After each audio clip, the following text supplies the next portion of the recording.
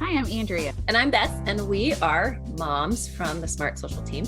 And every week we get together in our little virtual cafe here to chat about what we are learning each week. Andrea and I chat throughout the week. We work together on all the products that we create for SmartSocial.com and for our VIP program. And we really like to share some of the chatting that we do about what we're learning, because we learn a lot every week for our own kids and for our friends that we share this information with. And we just really hope that through this podcast, we can share all this information with many, many more friends across the country. So this week I had a chance to go to a parent training session that was hosted by a couple of FBI agents in town. It was really interesting.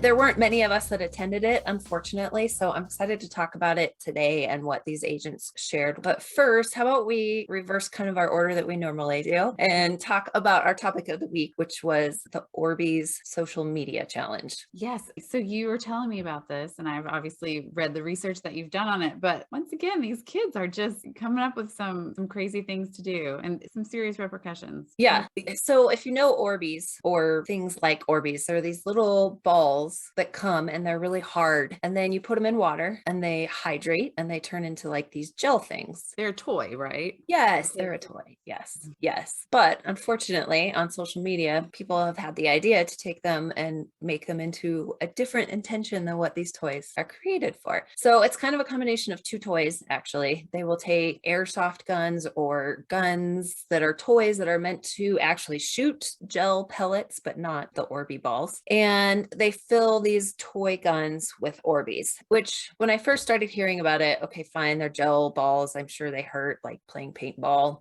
But two things. One is a lot of people will freeze the Orbeez, then they become really hard. And number two, on social media, they are showing themselves shooting it at unsuspecting people. Yeah. So if I'm out playing paintball, I kind of know what the risks are. You've committed. Yes. If I'm walking down the street, minding my own business, and a car drives by with the windows open, I'm probably not expecting to get hit with a gel ball. So the challenge is on social media to film yourself either filling your toy gun with gel balls and usually shooting those gel balls at people or things to watch what kind of damage you can make. I think I'm disappointed in this for two reasons. First of all, that there are kids out there trying to cause damage to people or to other people's property. But second of all, why would you video yourself doing and post it online for any and all to see? Like, that's the part that's the most mind-boggling to me. I mean, kids have always done silly things, made poor choices, but I think it's the videoing of it and just handing proof over to people. Yes, that is a very good point. I found a video from the Dearborn, Michigan Police Department. The video was asking for help from the community to find the people that were doing this. And they showed one of the videos of the incident that they were prosecuting. They knew the color of the car, they knew the make of the car. The people that were doing it had masks on. So obviously they were trying to hide themselves, but it's a social media account. So I am sure those law enforcement were working with that social media company to help get that information and prosecute whoever posted that, whoever was participating in that. And they had some really strong warnings that this is just not a good challenge. It's a toy, but it's serious, and they are prosecuting. So our tips for parents, if your kids, especially teenagers, all of a sudden become interested in ordering a whole bunch of Orbeez, maybe it's time for a conversation about what you are doing with those Orbeez or what your friends are doing with those Orbeez. Well, I think one of the big takeaways, and you mentioned this in the blog, if someone doesn't know it's a toy gun, you don't know who you're shooting at or where you're shooting or who has some other protection that they are very willing to use, maybe if they think you have a real gun. I mean, this could end up really bad for you. Yeah, it gives me goosebumps right now just thinking about that part of it. You know, our kids play with little Nerf guns. They're bright orange and pink, and they shoot bright orange and blue styrofoam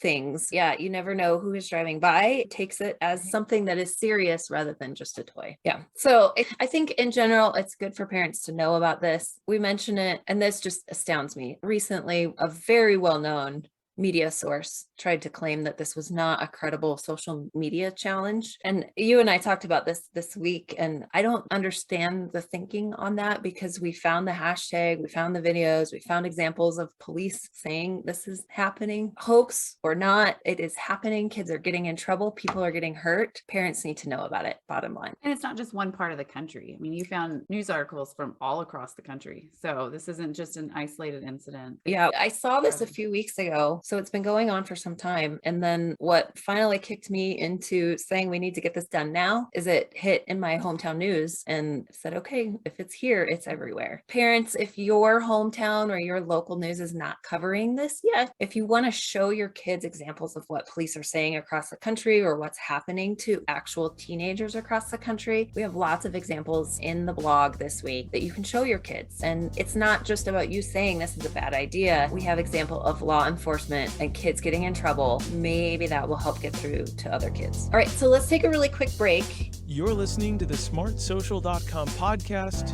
Each week, we help parents and educators keep students safe on social media so they can someday shine online. Make sure you join our newsletter to get the most up-to-date social media alerts at SmartSocial.com/newsletter.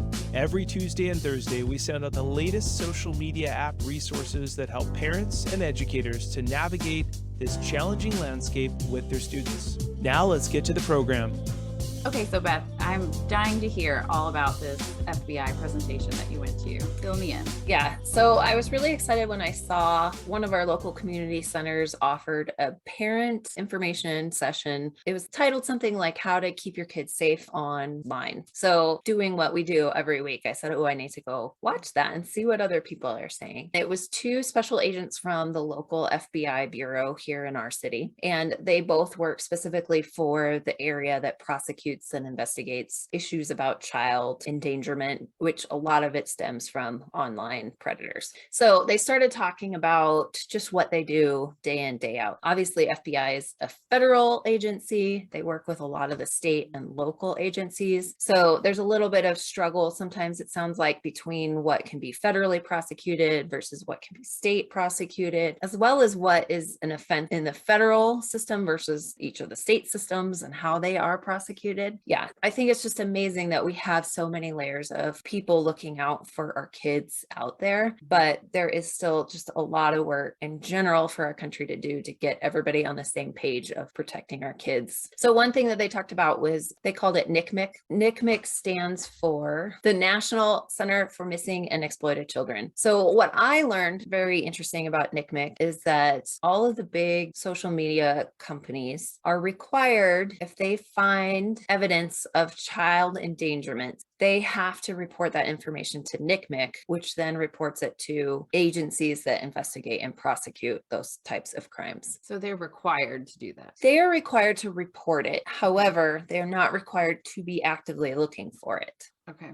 So last week we talked about with Instagram and the new reporting functions that kids have. I think this is even more of a reason that we need to tell our kids that they need to report things through social media reporting channels if something isn't right. Definitely. And it's not, they don't need to be afraid of being a tattletale. This could lead to something really big, help take care of some really bad people out there. Yeah, it was a really good presentation, but it was hard as a mom to listen to some of the things that they were talking about. I think what I learned was they do a lot of undercover investigations to try to find online predators, especially the targeting children and minors. So that was reassuring to me that it's not just these tips, that they are out there actively seeking predators. They shared a lot of different examples. I won't go into a lot of them, but just hearing the way some people interact online, especially if they either say they are a child themselves or they have complete disregard that it's a minor that they're talking to or trying to coerce. So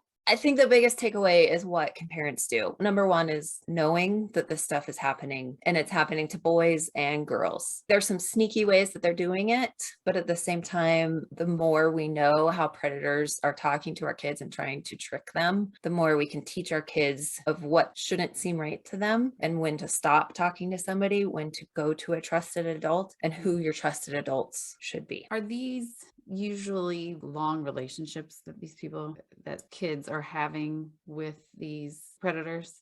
That was something that they did talk about, that they found in their undercover investigations that some of them start the grooming process within minutes of talking. And the grooming process could start from a video game. And we've talked about this a lot, that parents might say, my kids are not on social media, but they're playing a game like Fortnite or Roblox that has live chat functions. So they're just talking to another player about what's going on in the game, and that other player starts to build a relationship with your kid, and then eventually takes them off of that game and moves them into social media, or even worse, the kid shares their cell phone number with them or their email address with them, and they think they have a good friend. That's not the intention of the other person on the other side.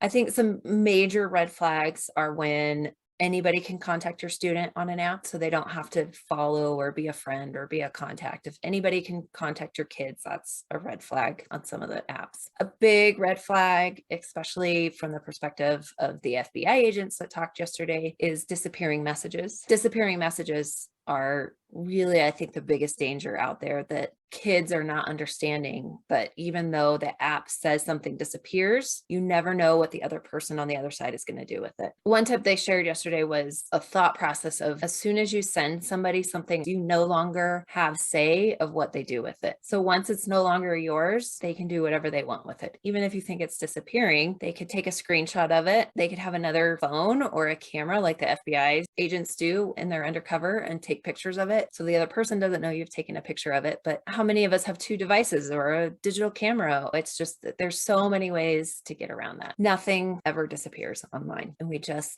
have to remind our kids that. Internet is forever. Yes.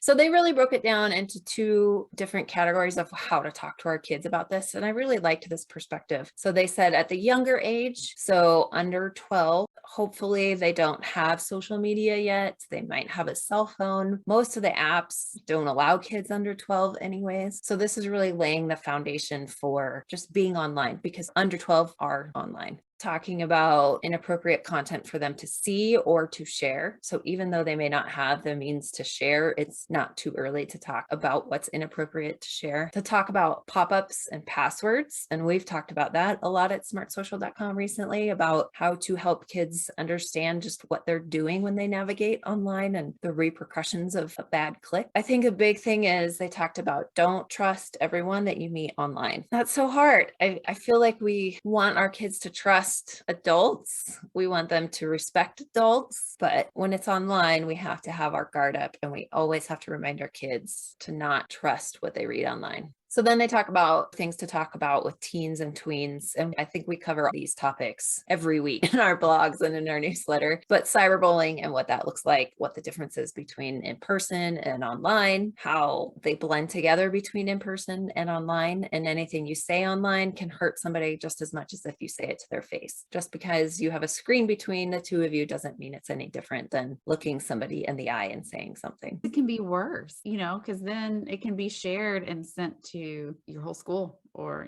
beyond. And then it's not just between the 2 of you anymore. It's a bigger audience. Yeah, it could be a lot worse on cyberbullying. It spreads much faster. I agree. They talked about sexting. So at this age, kids are hitting puberty and become just very curious. They don't always want to talk to mom and dad or an adult. So they go to their friends, and then that can turn into sexting. And then that can turn into cyberbullying, or that can turn into somebody having an image that you don't want. Just in general, knowing who your trusted people are and having open lines of communication can help our kids be curious, explore, but do it in a safe way that's not going to come back to them in the future. Right. And then finally, just a hard line rule to never meet somebody that you met online in person. That has to be bottom line. Even if you think you're going with a group of friends, or you're meeting at a mall, or you're meeting in a public place, it's just not safe to meet somebody that you meet online as a young tween or teen.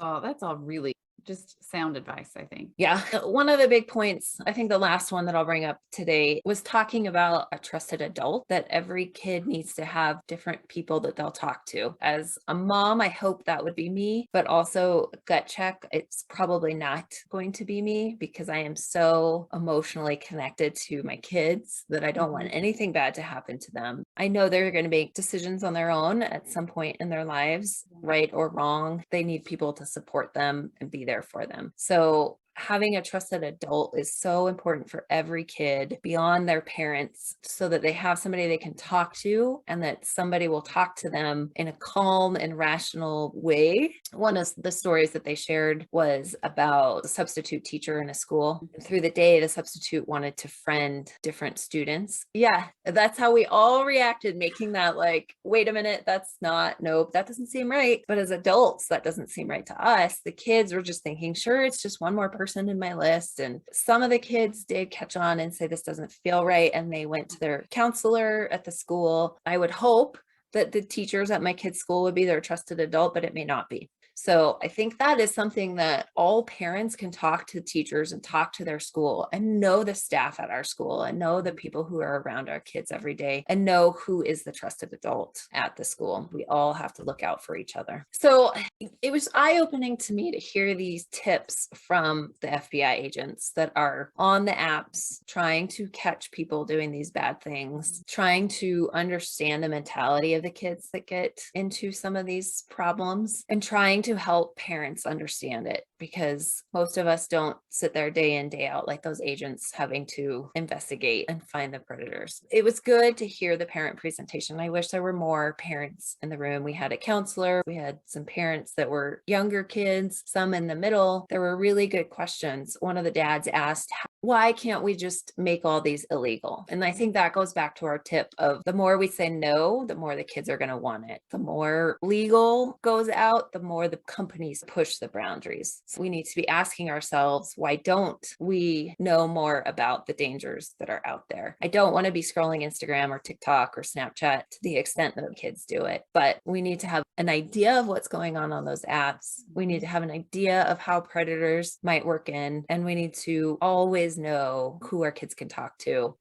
Yeah, I feel like when we were growing up, you were taught to avoid strangers, the white van, the ominous white van that everyone heard about, growing up. You never went to that van. Yeah. But now, I mean, obviously those dangers still exist, but so much of it comes from in your living room or in your child's hands that we just need to really stay on top of it, like you said, and make sure that we are talking with our kids and teaching them the right ways to behave and what's right and what's wrong behavior from others. I like that you say the behavior from others, because so many times I think I'm teaching my kids the right behaviors for them, but I think we just need more on teaching how to trust your gut of what's right. And it's not a one and done conversation. It has to be a lifelong discussion, because things continue to evolve and things continue to change. So whether they're 10, approaching to the age of wanting a cell phone and getting on social media and as a teenager, or even college students who are off on their own and exploring the world for the first time, hopefully parents are still involved and students can support each other, because that is a big part of it all too, is there's peer pressure to do negative things, but hopefully we can have some really great kids out there who are doing great things and can put the peer pressure out there to not just have to succeed and do really good, but to be good people and to make good decisions and to support their friends. I hope just more parents in general learn about what happens on social media, the bad, but also the good, because at SmartSocial, we really believe that there is value to letting our kids explore online, especially when it comes to the time of creating a portfolio or creating their online presence, because we know more and more companies and colleges, future opportunities are looking for those. Help your kids understand dangers, but on the flip side, hopefully we can have more fun as a family and working between parents and kids to create their positive image online. All right, that's all from us this week. Next week, Andrea is working on a blog all about Big O Live. It's a live streaming app. And this is another Red Zone app. So parents, if you see Big O Live on your kids' phones, take note.